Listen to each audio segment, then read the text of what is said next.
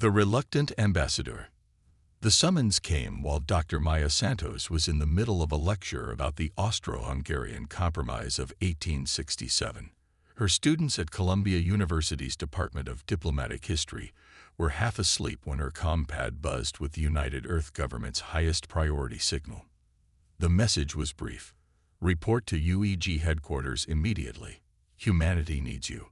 Maya sighed, dismissed her class, and packed her weathered leather satchel. At 42, with her salt and pepper hair tied in a practical bun and perpetual coffee stains on her tweed jackets, she was hardly the image of a diplomat. Her colleagues called her the historian who spoke truth to power, a polite way of saying she had torpedoed her own diplomatic career by telling the Brazilian chancellor his peace proposal was historically illiterate garbage. 24 hours later, Maya stood before the United Earth Security Council, trying not to fidget. "Dr. Santos," began Admiral Chen, "you're aware that 6 months ago we made first contact with the Valkyrie Empire." "I've read the briefings," Maya replied. "A warrior species with technology centuries beyond ours.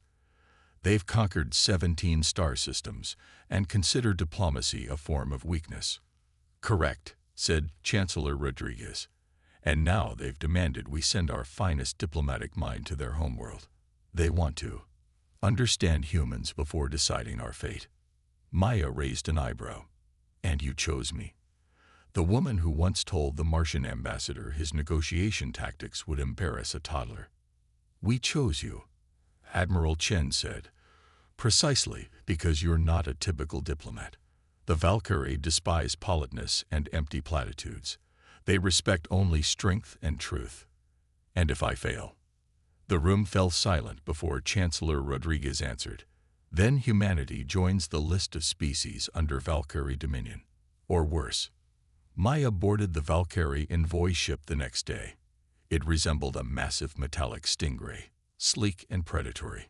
Her quarters were sparse but comfortable, and the Valkyrie crew treated her with a cold respect that bordered on scientific curiosity. They studied her as one might observe an interesting insect before deciding whether to preserve or crush it.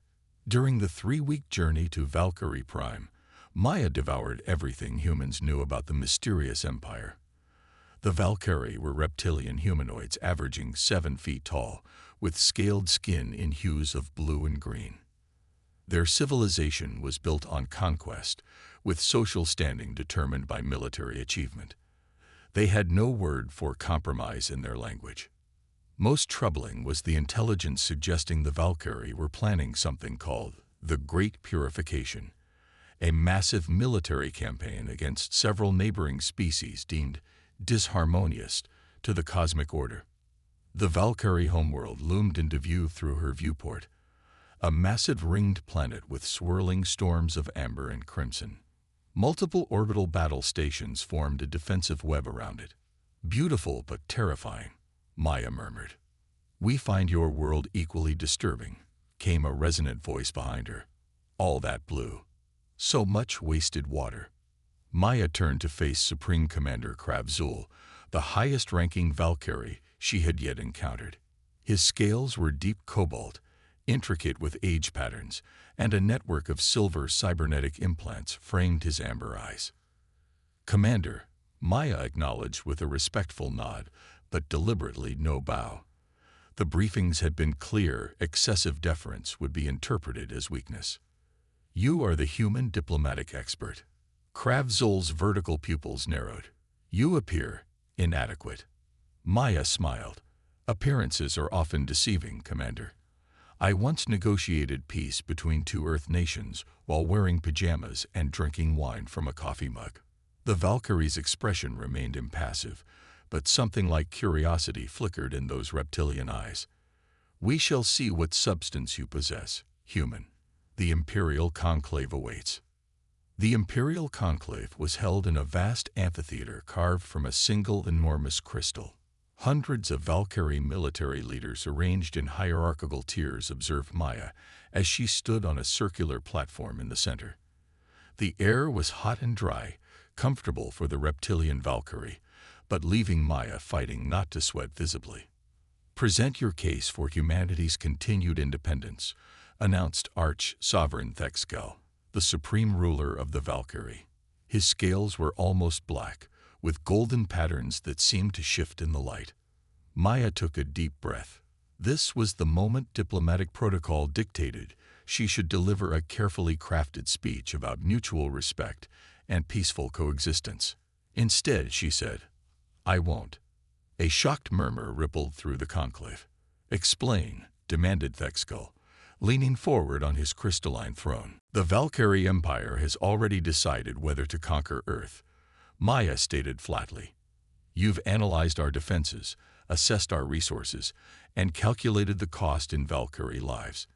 If conquest is efficient, you'll attack regardless of what pretty words I say." The amphitheater fell silent. "So instead," Maya continued, "I'm here to understand the Valkyrie, to learn why a species advanced enough to travel between stars still believes conquest is the only path to security." For a dangerous moment, the silence stretched. Then, unexpectedly, Arch-Sovereign Thexkel laughed, a sound like rough stones grinding together. "Fascinating," he said. "The human speaks truth without fear. Continue, Ambassador Santos." "Your empire stands at a crossroads," Maya said, warming to her subject. "Earth's historians have seen this pattern countless times. You've reached the point where further military expansion becomes increasingly costly. Each new conquest requires more resources to control than it provides. Eventually, the empire becomes too large to sustain itself."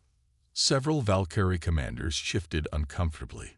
This was apparently a forbidden topic. "You know nothing of our might," hissed a general from one of the upper tiers. "I know your last 3 conquests took twice as long as projected," Maya countered. "I know the Meridian Rebellion costs you more each year to suppress, and I know about the Great Purification Plan that caused genuine alarm. How a primitive human could know of their secret strategic initiative was clearly disturbing." "The Great Purification will bring cosmic harmony," declared Thexkel. "It will bring your empire's collapse," Maya responded. "History is clear on this. No empire in human history that attempted to eliminate multiple enemies simultaneously has survived." "Human history is irrelevant to the Valkyrie," Thexkel dismissed. "Is mathematics also irrelevant?" Maya activated her holoprojector, displaying complex resource allocation models. "These are projections based on your own military campaigns. The Great Purification will require commitment of 78% of your fleet. If even one targeted species offers more resistance than anticipated, or if any of your current subject worlds rebels during the campaign, you lack the resources to respond." The conclave erupted in angry denials, but Maya noticed several high-ranking commanders studying her projections with disturbing intensity. Arch-Sovereign Thexkel raised a clawed hand, silencing the chamber. "You speak boldly for one whose species could be eradicated at my command." "I speak truth to those who claim to value it," Maya replied. "Isn't that why I'm here? To show you what humans are." "And what are humans, Ambassador Santos?" Maya smiled. "We're the species that survived our own violent impulses. We nearly destroyed ourselves countless times before learning that true strength comes from cooperation, not domination. Earth's nations fought wars for thousands of years before discovering that peace creates more prosperity than conquest." "A convenient philosophy for the weak," sneered a Valkyrie commander. "Our philosophy didn't emerge from weakness," Maya countered. "It emerged from strength, the strength to recognize that perpetual conflict is a path to extinction. The truly strong can afford to be peaceful." For 3 hours, the debate continued, with Maya fielding increasingly specific questions about human diplomatic history. The Valkyrie seemed particularly fascinated by Earth's transition from a planet of warring nations to a unified government. Finally, Arch-Sovereign Thexkel raised his hand again. "Enough for today. The human will remain as our guest. Commander Kravzul, you will be her liaison. Learn more about these human diplomatic concepts." As the conclave dispersed, Kravzul approached Maya. "You have survived your first day, Ambassador. Few aliens have managed that. Is that a compliment or a warning? Maya asked. Both, replied the commander. The Arch-Sovereign is intrigued by your species. That makes you either very fortunate or in grave danger. Those aren't mutually exclusive, Maya observed. Kravzul's expression might have been a smile. Indeed. Perhaps humans understand more than we assumed. Maya was escorted to her quarters, a spacious chamber adapted for human needs, though the bed remained uncomfortably hard and heated for reptilian preferences. As she unpacked her few belongings, she noticed a secure terminal had been activated. The screen displayed classified Valkyrie military reports, detailed analyses of liberation movements within the Empire, resource allocation problems, and increasingly costly suppression campaigns. Information no alien should have access to. A message appeared. Knowledge is a weapon. Use it wisely. Maya sat heavily on the too-warm bed. Someone within the Valkyrie leadership wanted her to succeed. The question was, outside her window, the ringed planet's stormy surface churned relentlessly. Somewhere in those alien clouds, perhaps, was an answer to saving both humanity and the Valkyrie from their collision course. She had 2 weeks before the conclave reconvened to vote on the Great Purification. 2 weeks to change the mind of an empire that had never known peace. Maya Santos, the reluctant ambassador, began to plan. The Peace Revolution. Commander Kravzul arrived at Maya's quarters precisely at dawn, his cybernetic implants gleaming in the amber light of Valkyrie's binary suns. The Tactical Oversight Committee requests your presence, he announced without preamble. They have questions about your human diplomatic methods. Maya nodded, quickly gathering her materials. Over the past 3 days, she had been shuttled between various Valkyrie military councils, each more skeptical than the last. Yet beneath their dismissive posture, she sensed genuine curiosity. Tell me, Commander, Maya asked as they walked through the crystalline corridors of the Imperial Citadel, have the Valkyrie ever attempted diplomacy with species capable of resisting you militarily? Kravzul's steps faltered almost imperceptibly. Once, with the Arthraxian Collective. It did not end well. What happened? We interpreted their concessions as weakness and attacked.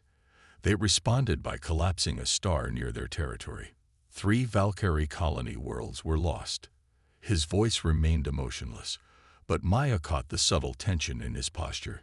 The Arch-Sovereign who ordered that campaign was ceremonially executed. So diplomacy is associated with failure in your cultural memory, Maya observed. That explains a lot.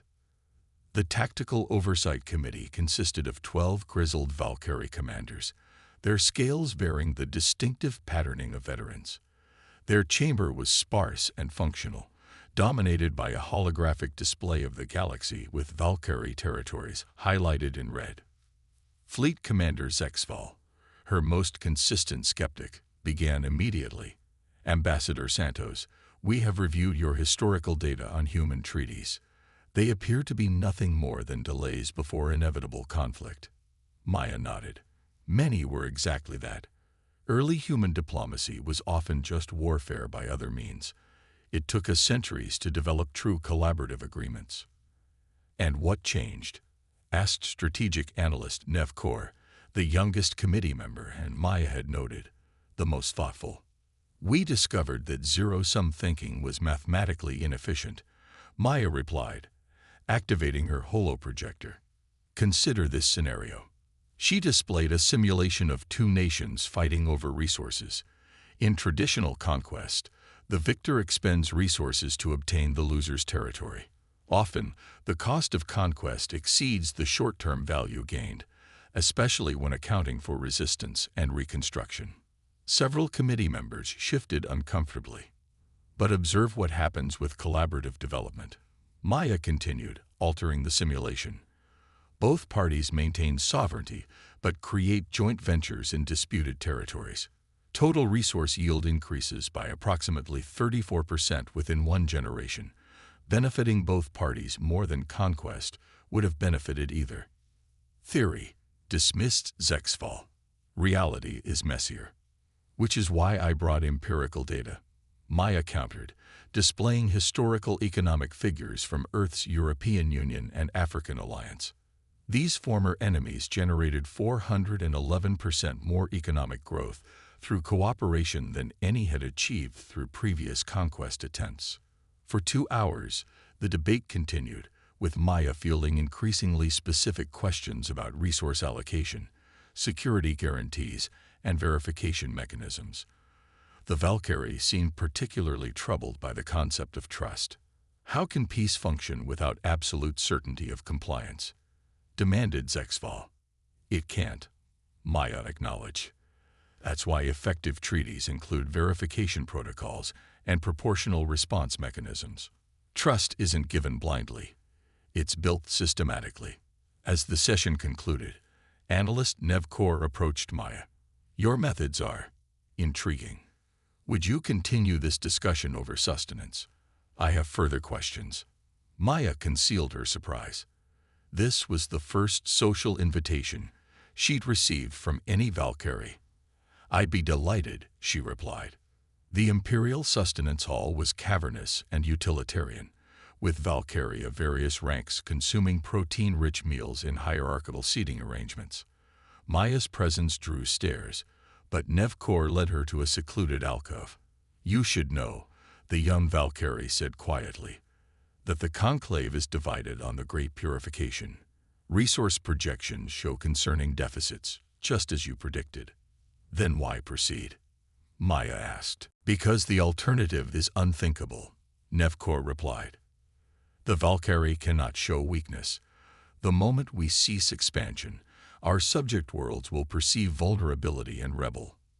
Maya considered this. What if there were a third option? Neither endless conquest nor imperial collapse. Theoretical impossibilities don't help us, Ambassador.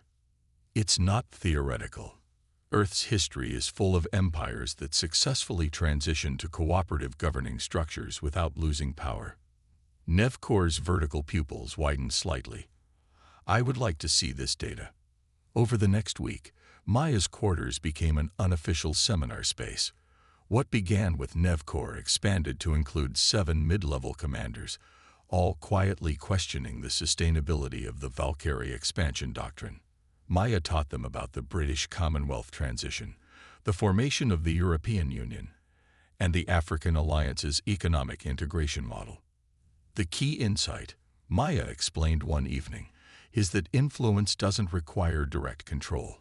Earth's most successful powers learn to project authority through cultural, economic, and diplomatic channels rather than military occupation. Commander Krabzul, who had begun attending these sessions despite his initial skepticism, raised a scaled hand. But your examples all involve human nations with shared biological imperatives. How would such methods work between different species? Maya smiled. I was hoping you'd ask that. She activated a secure communication channel to Earth, requesting specific historical records. When they arrived, she presented the committee with detailed accounts of the Mars Independence Negotiation and the Titan Resource Sharing Accord, humanity's first successful interplanetary diplomatic achievements. Different human subspecies evolved on these worlds within just a few generations, Maya explained. They developed distinct cultures, biological adaptations, and opposing interests. Yet these agreements created stable relationships that have lasted for centuries. Strategic analyst Nev Kaur had been compiling a report based on these discussions. The statistical models are compelling, she admitted. Theoretical resource yields from diplomatic arrangements exceed conquest projections by significant margins. Theoretical, emphasized Fleet Commander Zexval, who had recently begun attending the sessions despite his continued skepticism. No Valkyrie commander would risk the Empire on untested human methods. Then test them, Maya suggested. Apply these principles to a single troubled system within your empire as a controlled experiment. The room fell silent. The Adrixian system, Krabzul finally said. It requires 3 battle groups to maintain control, yet produces minimal resources. If these methods fail there, little is lost. And if they succeed, added Nev Kaur, we gain valuable data. The proposal reached Arch-Sovereign Thexkull through official channels the next day. To Maya's surprise, he approved it immediately, assigning Kravzul and Nevkor to implement what was officially termed Alternative Resource Extraction Protocol 7. Unofficially, the Valkyrie commanders called it the human method. Maya worked with the team to develop a diplomatic framework for the Adrixian system. Instead of the usual military suppression, they proposed limited autonomy, mutual defense agreements, and integrated economic development. Most radically, they suggested including Adrixian representatives in the governance structure. This will never work, Zexval predicted as their shuttle approached the Adrixian homeworld. These are not humans. They are tentacled methane brothers who have resisted us for decades. Which is why we're bringing their leadership into the process, Maya replied. Dignity and agency are universal needs, regardless of biology. The initial meetings were tense, with Adrixian representatives expecting yet another round of Valkyrie demands. When Kravzul instead presented the new framework, tentacles rippled in what Maya's translator indicated was profound shock. Trust developed slowly but steadily. Maya coached the Valkyrie team through frustrating negotiations, teaching them to view concessions not as weakness, but as strategic investments in stability. After 2 intensive weeks, the Adrixian Accord was signed. The results exceeded even Maya's optimistic projections. Within 3 months, resource production increased by 22%. Security incidents decreased by 67%. Most significantly, the 2 battle groups reassigned from the system became available for other deployments, easing the Empire's overextension. Word spread through the Valkyrie command structure. The human method had worked. Maya's quarters now hosted daily meetings with increasingly senior Valkyrie leaders. Even Zexval had become a cautious advocate after reviewing the Adrixian data. The discussions expanded beyond tactical applications to broader strategic implications, but implementing this empire-wide would require fundamental restructuring of our hierarchical system, objected a senior council member. Not necessarily, Maya countered. Consider the Roman Empire on Earth. They maintained central authority while granting substantial local autonomy to conquered peoples.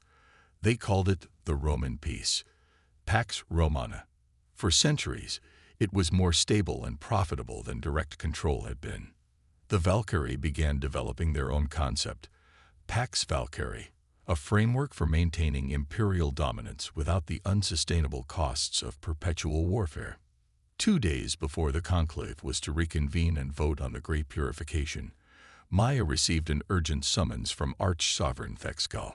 The imperial throne room was empty except for the Arch-Sovereign himself when Maya arrived. His ancient scales seemed to absorb the light around him. Ambassador Santos, he began, his voice low, you have created disruption within my empire. Maya remained silent, aware that her response could determine humanity's fate. My commanders debate philosophy instead of battle plans. Resource allocation models are being recalculated. Even my household guards question the wisdom of the Great Purification. His vertical pupils fixed on her. Was this your intention all along? My intention was to demonstrate that humans deserve to remain independent, Maya replied carefully. If that demonstration has value beyond our single species, I consider that a beneficial side effect. Thexkull made a sound that might have been amusement. A diplomatic answer. He rose from his crystalline throne, towering over her. Walk with me. They entered a private garden of strange geometric plants. Security drones hovered discreetly at the perimeter. The Valkyrie Empire has existed for 11,000 years, Thexkull said. I have ruled for 7 centuries. In that time, we have conquered 17 star systems and exterminated 3 species that resisted. Maya listened, sensing this was leading somewhere unexpected. Yet in recent centuries, each conquest costs more than the last. Each pacification campaign requires more resources than it returns. The ancient sovereign paused. Your historical models predict our collapse within 200 years if we continue our current doctrine.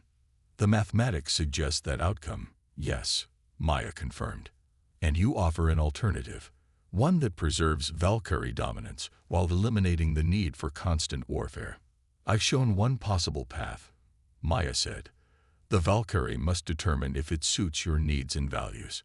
Thexkull turned to face her directly. Tomorrow, I will cancel the Great Purification and announce the implementation of Pax Valkyrie across our territories. Your diplomatic framework, adapted to our imperial needs, will become official doctrine. Maya's breath caught. That's a significant change to implement so quickly. The Valkyrie do nothing incrementally, Ambassador. When we choose a path, we commit fully. Thexkull's expression was unreadable. There will be resistance. Some commanders will view this as heresy against our martial traditions. Change is always difficult, Maya acknowledged. Earth's transition to cooperative governance wasn't smooth either, which is why I required your continued assistance. Thexkull activated a holographic display showing a massive space station. This is the Galactic Concord platform, currently under construction at the borders of Valkyrie, human, and Arthraxian space. It will serve as the headquarters for a new interspecies diplomatic initiative. Maya stared in amazement. You've been planning this for some time. I have ruled for 7 centuries, Ambassador. I think in decades, not moments. Thexkull's scales shifted in what Maya had learned was the Valkyrie equivalent of a subtle smile. Your arrival accelerated plans already in motion, and humanity's role in this galactic concord. You will teach others what you have taught us. The Valkyrie will provide security and infrastructure. The Arthraxians will contribute their technological expertise. Together, we will create something unprecedented, a stable multi-species governance structure. The implications were staggering. This could transform the galaxy, Maya whispered. It already has, Thexkull replied. The announcement goes out tomorrow. Prepare yourself, Ambassador Santos. The true work is just beginning. The following day, Maya stood beside Arch-Sovereign Thexkull as he addressed not just the conclave, but the entire empire via quantum broadcast. The announcement of Pax Valkyrie and the Galactic Concord Initiative sent shockwaves throughout known space. As expected, there was resistance. 3 battle group commanders attempted a coup within hours of the announcement. They were swiftly defeated by forces loyal to Thexkull, led by Commander Kravzul. The brief conflict served to consolidate the Arch-Sovereign's authority and demonstrate his commitment to the new doctrine. 6 months later, Maya stood on the observation deck of the Galactic Concord platform, watching as diplomatic vessels from 27 species docked for the inaugural assembly. Beside her stood Kravzul, now appointed Supreme Diplomatic Executor, a position created specifically for the new era. Did you anticipate this outcome when you first arrived? He asked.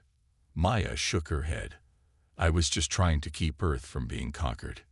Instead, you conquered the Valkyrie, Kravzul observed, not with weapons, but with ideas. Not conquest, Maya corrected. Evolution. The Valkyrie were ready to change. I just provided options you hadn't considered. Below them, the assembly chamber filled with representatives of species that, until recently, had been locked in cycles of conflict or avoidance. Human diplomats mingled with Valkyrie commanders. Arthraxian delegates shared technical specifications with former adversaries. The beginnings of a new galactic order were taking shape. There will be setbacks, Kravzul warned. Centuries of tradition don't change overnight. Of course, Maya agreed. Earth's path to peaceful cooperation took thousands of years and countless failures, but we persisted. The station's communication system announced the assembly's commencement. Maya straightened her formal diplomatic attire. No coffee stains or tweed today. History will remember this moment, Kravzul said. The day the galaxy learned the human way. Maya smiled. Not the human way, just a better way, whoever discovers it. As they entered the assembly chamber, representatives from 27 worlds rose in acknowledgement.